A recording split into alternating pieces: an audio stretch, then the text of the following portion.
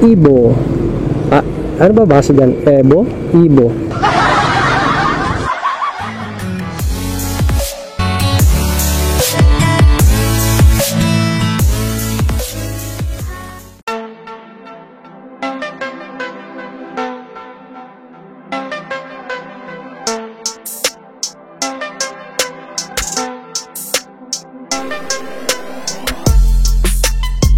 Good morning, ma'am.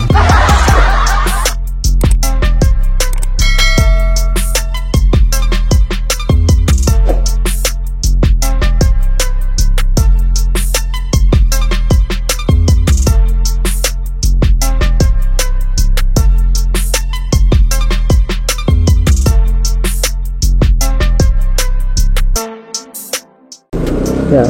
So, dito tayo ngayon sa shortcut galing Kabuyao palabas na ng highway, no? So may mga nakatambay dito. Si Manong nadaanan to kanina, nadaanan ko kanina to.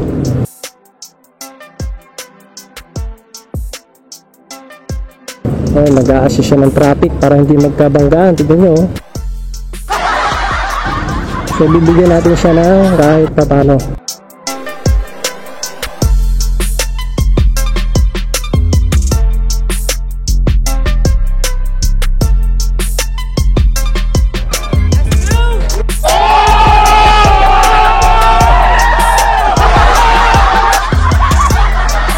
Ayan. So, sinagis ko na lang. Sorry ah.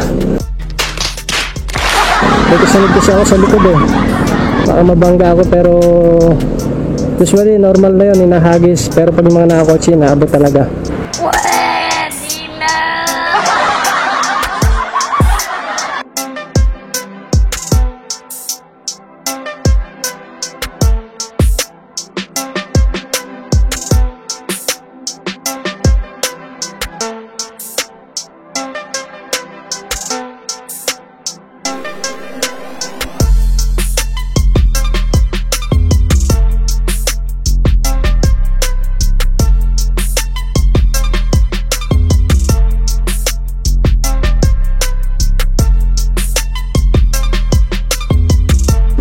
Haba pa rin ang pila sa ano, nagbabayad ng Meralco. What?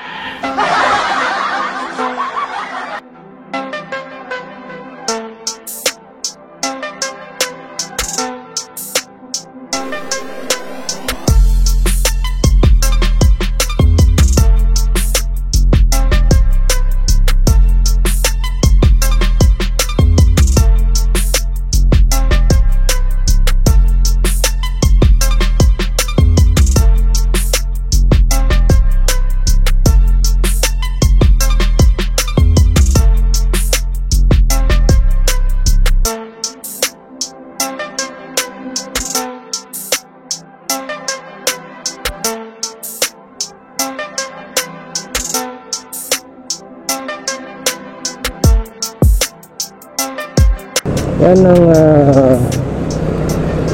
pang araw-araw ng isang rider. Minsan may customer kang makulit,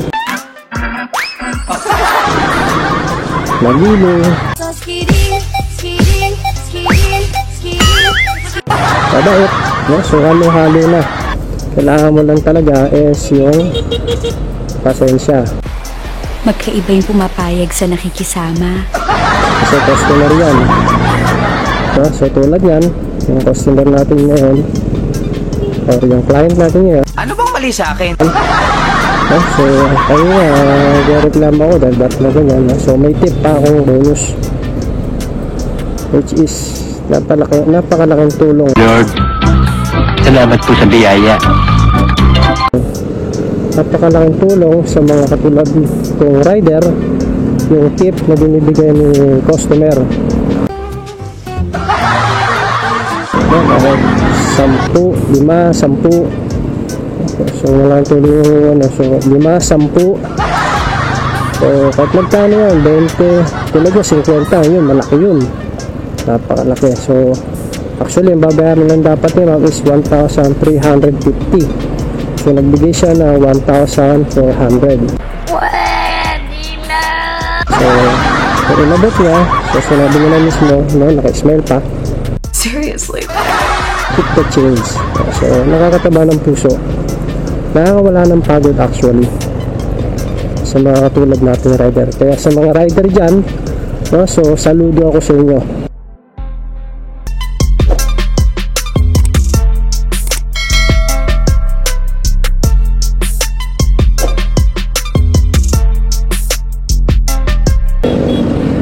Una akala ko baka maisahan ako o mabugos ako ito. So iniwan ko kasi yung item. Wala pang bayad. So pero hindi naman ako masyado kinabahan. Ano ka nasisira, ulo? Kasi barangay hall naman siya. So kumbaga sa ano medyo may alinlangan ako pero nandun pa rin yung kampante ko. Medyo konting alinlangan lang. Kasi iniwan ko lang item, hindi pa siya bayad. So tapos pinapunta pa niya ako sa ibang area para dun yung payment. What?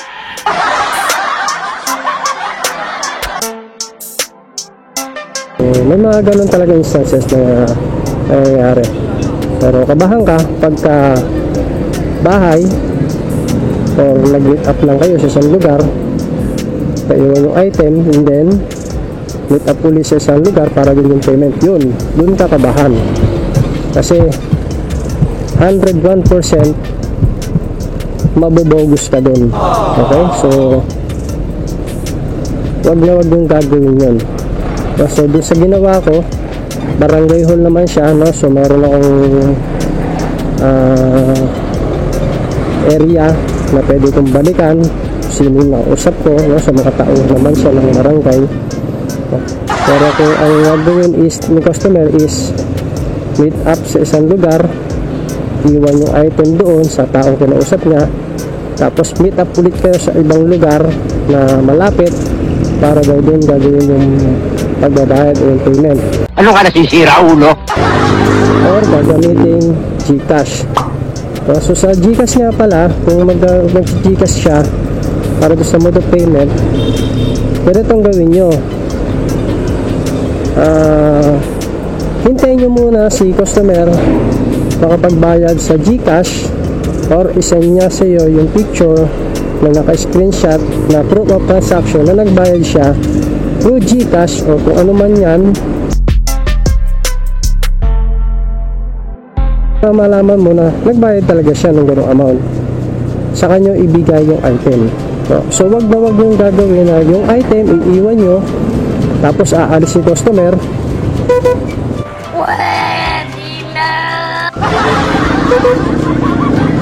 Tapos wala, tumigil si kuya. So iiwan yung item tapos wala tabi ako.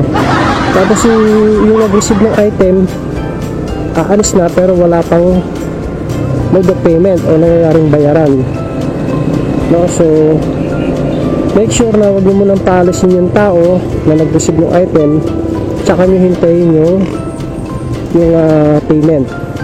So pag na-proof na ninyo na nagbayad siya, that's the time na pwede nyo nang iwan yung item dun sa tao mag-receive, no? So ganun lang. Kasi sa panahon ngayon, minsan may mga mauutak, may mga bogus buyer. May mga buyer na handang gumawa ng kalokohan laban sa mga maliliit na namumuhunan o maliit lang nakita. So ingat-ingat po tayo.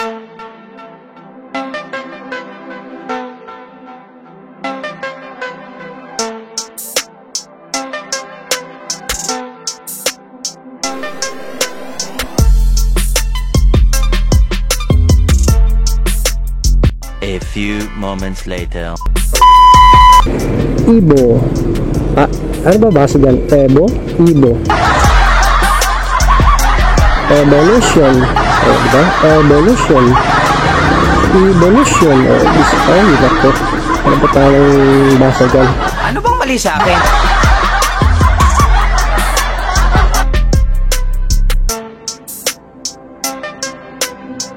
Ay, ayun yung artista, oh. Ayun, yung kinibilan na truck, artista sa kayo dyan, eh. Bakit? Kasi pag dumarating yan sa subdivision, pagkakagulo yung mga homeowners, nagmamadali. Nagmamadali ilabas yung mga basura sa bahay.